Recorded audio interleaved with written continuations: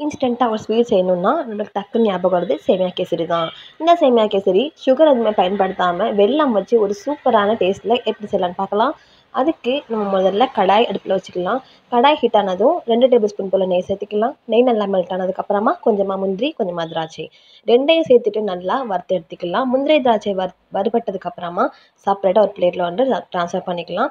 இப்போது அதே கடாயில் ஒரு 3/4 கப் அளவு சேமியாவை நல்லாவே வறுத்து எடுத்துக்கலாம். சேமியா நல்லா கோல்டன் ப்ரௌன் கலர் வரைக்கும் நல்லா வறுத்து எடுத்துக்கலாம். சேமியா எந்த அளவு வறுபடுதோ அந்த அளவு நமக்கு சேமியா கேசரி ரொம்ப டேஸ்ட்டாக வரும்.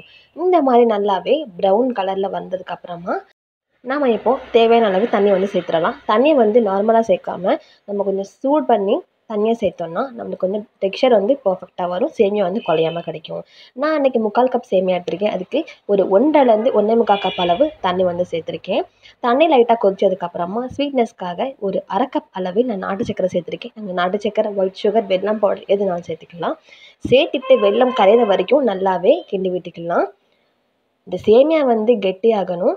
அந்த வெல்லம், சேமியா எல்லாமே பர்ஃபெக்டாக ஆட் ஆகி சேமியா வந்து இந்த மாதிரி பக்கத்தில் வந்ததுக்கப்புறமா நம்ம ஸ்டவ் ஆஃப் பண்ணிடலாம்.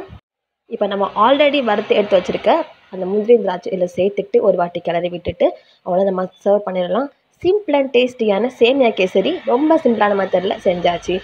இந்த ஸ்வீட் ரெசிபியை நீங்களும் கண்டிப்பாக உங்களை ட்ரை பண்ணி பாருங்கள். ரொம்ப டேஸ்ட்டும் ரொம்ப சூப்பராக இருக்கும்.